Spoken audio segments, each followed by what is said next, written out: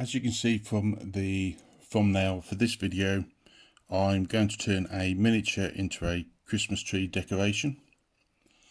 But first we need to paint the miniature itself.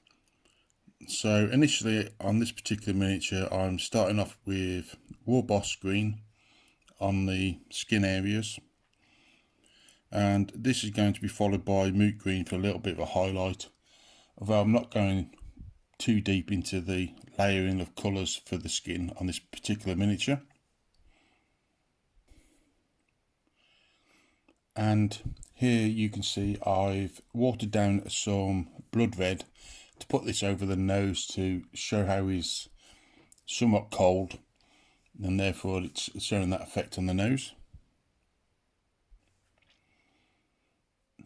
The main thing to remember here though is you might want to put 2 or 3 coats on and just build it up slightly rather than trying to put one thick coat on, and that way you'll still have the green from underneath showing through the red slightly.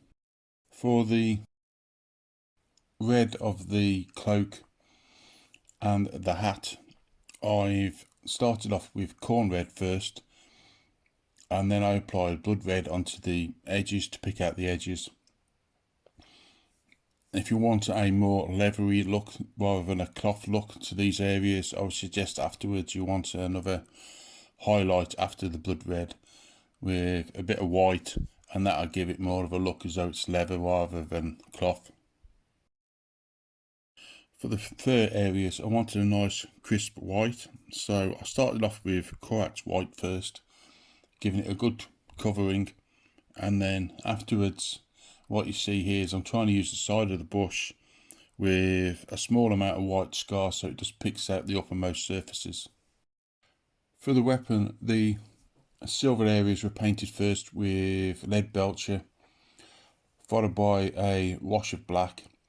In regards to the candy cane area for the barrel, initially it was painted with white scar, and you want a couple of coats to make sure it's a good strong coat of white.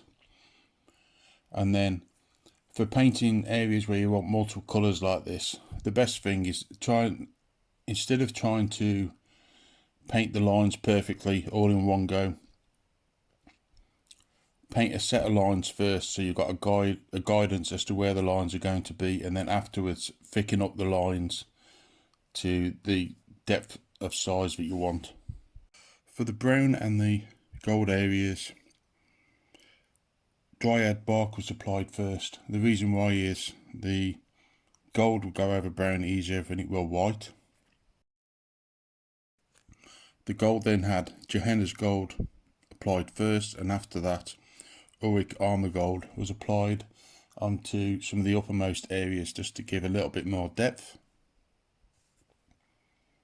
And for the brown areas, the original brown was reapplied, and then a small amount of Upshapti brown was applied into the area, and it was wet blended in just to give a little bit more depth to the twig area. The leaves had a Warboss green coat applied first, and I used Upshapti brown on the teeth because I wanted the teeth to have a nice dirty look about them. And then afterwards, when these colours were dry, Agrax Earthshade was applied to the teeth, like I said, to give a nice dirty look, and Corellia green shade was applied to the leaves to finish them off. For the feet and the belt, I initially started with Abaddon black, and for these areas I wanted to give them a leathery look, so next I used a small amount of Skavenblight dinge to pick out certain surface areas, and then I used white scar after that with a finer amount, and lastly I applied a gloss varnish to give them a look that these areas are leather. And I also applied the gloss varnish on the lenses of the glasses, which prior to that were painted with Ultramar blue. Next now we're going to start working on the base itself, and initially I applied 2 coats of Skavenblight dinge onto the base. This was applied onto both the top and the underside of the base, and you'll see why a bit later. The base was then put into this little tub which you can get from a site online called Green Stuff World, and I used more of the Scavenge Blight Dinge in a container which I can throw away later on, and mixed it in with some resin. And the resin I'm using again comes from Green Stuff World, and it's a 1-part resin. You don't need to mix it with any other components. However, I've put the paint in obviously because I want to change the colour of the resin. And once the resin's been poured into the container, you're then using a UV light to make the resin go hard. The resin will raise on the surfaces. It will want to climb up the container we're using. So now it's time to trim the very edges just to flatten that back down and get rid of that excess that we don't need. Next, we're going to use a cable tie. This is something you'll find often when you're buying anything that has a cable comes with it, just to hold the cable together. This is a bit longer than what we need for the project, so I'm going to cut it in half first. Then I'm going to bend it in half and super glue it to the underside of the base.